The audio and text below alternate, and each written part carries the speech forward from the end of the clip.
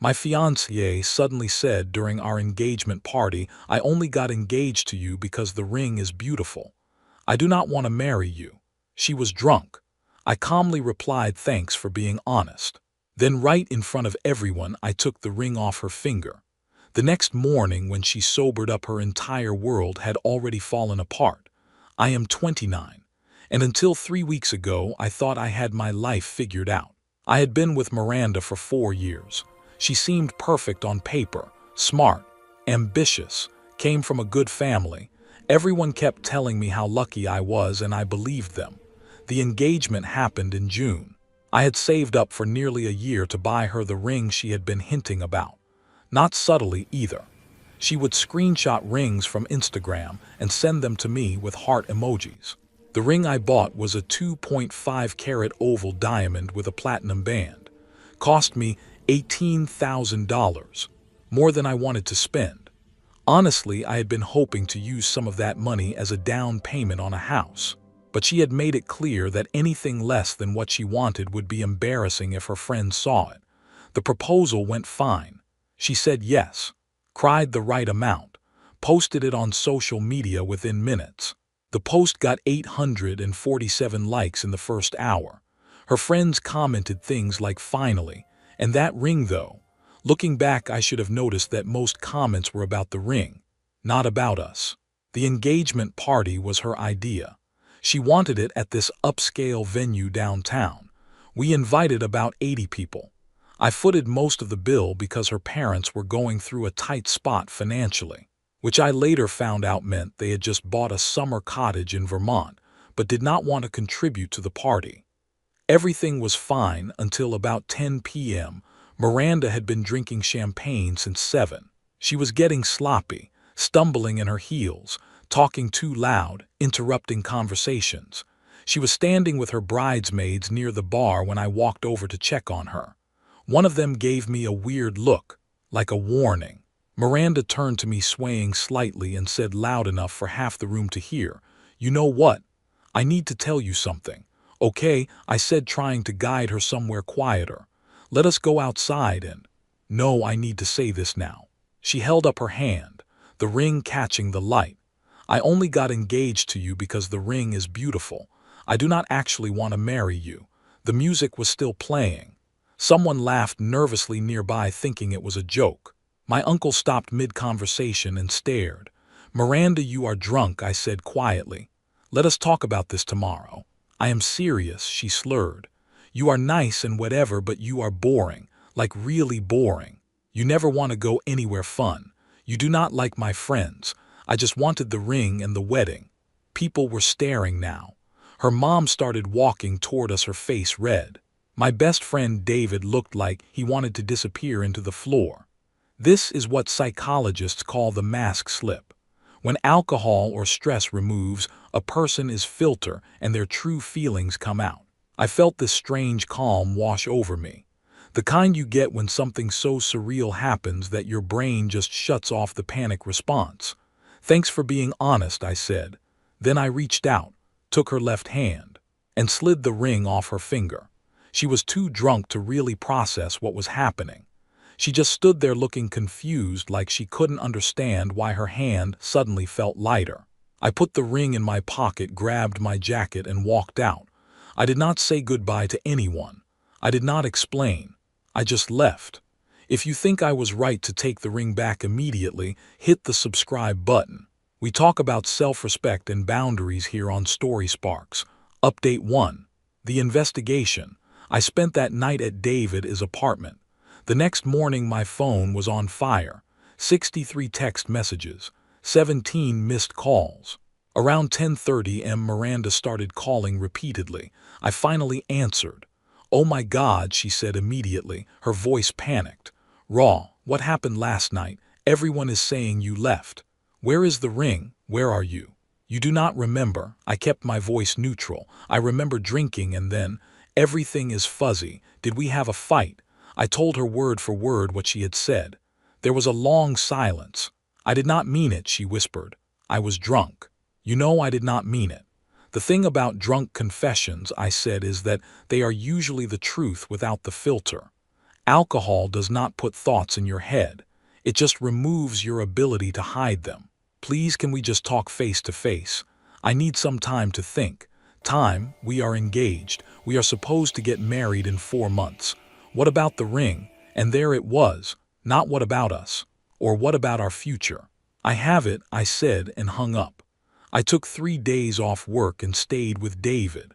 During that time, I did something I had been suspicious about for a while, but had always talked myself out of.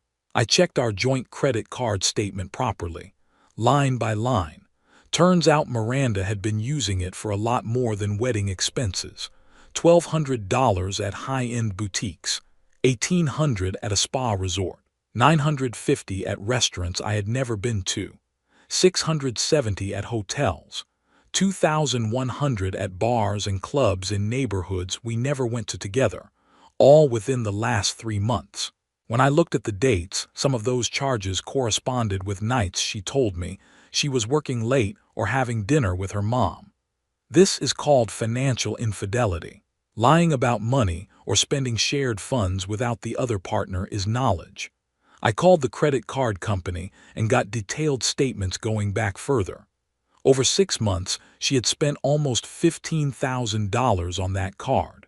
I had been paying the bill without really scrutinizing the charges because I trusted her. Update 2.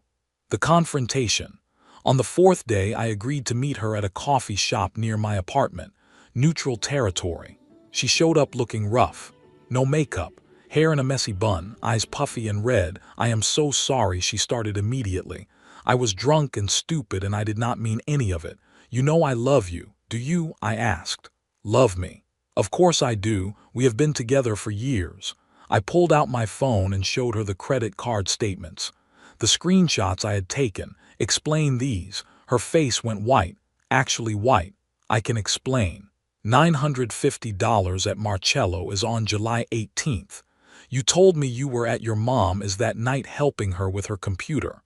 Who were you with? Give me names. She looked away, couldn't meet my eyes. Miranda, I really need you to be honest with me right now because I am about 2 seconds away from walking out of here permanently and you will never hear from me again. She started crying harder. Okay, there was someone else. My stomach dropped even though part of me had already known. How many times? I do not know, maybe over 2 months, but it is done, completely done. He ended it. Who? Does it matter? Yes, it matters. Tell me who. She hesitated, wiping her nose with her sleeve. Blake, from my work, but he is nobody. He is married. It was just physical and it is completely done now. I stood up. The chair scraped loudly against the floor. We are done. Wait, please. She grabbed my arm. I made a mistake. We can go to counseling. We can fix this. I will do whatever you want.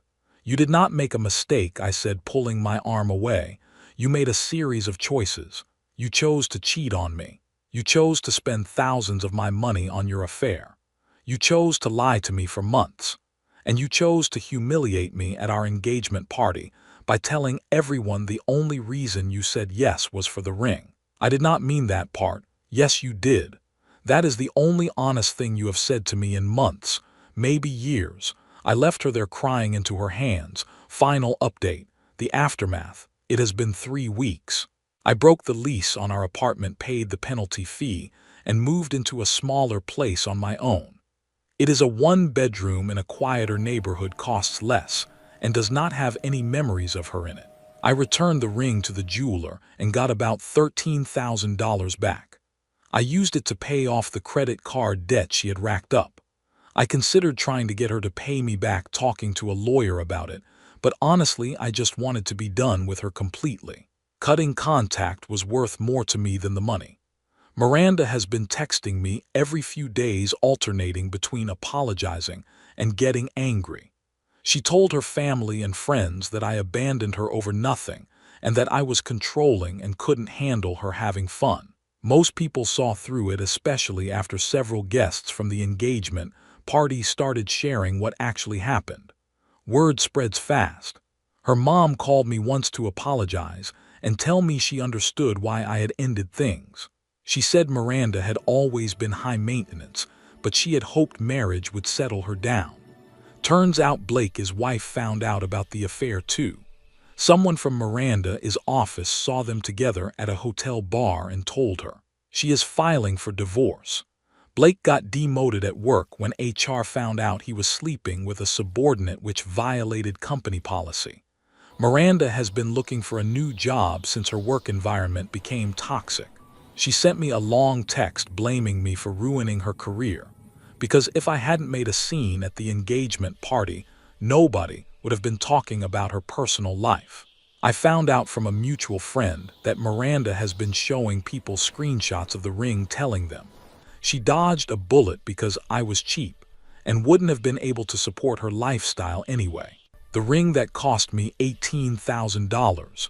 The ring she only wanted me for in the first place. The irony is not lost on me. I am doing okay. Better than okay, actually. I have been going to the gym more, spending time with friends I had been neglecting during the relationship, saving money. David keeps telling me I seem lighter somehow, less stressed, like a weight has been lifted. He is probably right. I did not realize how much energy I was spending trying to make her happy, trying to be enough for someone who was never going to be satisfied. Sometimes I wonder if I should have seen the signs earlier, but mostly I am just grateful she got drunk enough to tell the truth before I actually married her. That ring was expensive, but it would have been a lot cheaper than a divorce. Edit 1. A lot of people have been asking if I pressed charges for credit card fraud. I looked into it, but since her name was on the account and I had given her the card, there wasn't much I could do legally. Expensive lesson learned about joint accounts. Edit 2. For everyone asking, no, I am not interested in dating right now. I am just focused on rebuilding and figuring out what I actually want, not what someone else convinced me I should want. Edit 3. Someone asked about the wedding venue and vendors. I lost the deposits on most things, about $3,000 total. The venue was non-refundable. Photographer gave me half back because I was honest about what happened. It is what it is. Thanks for watching.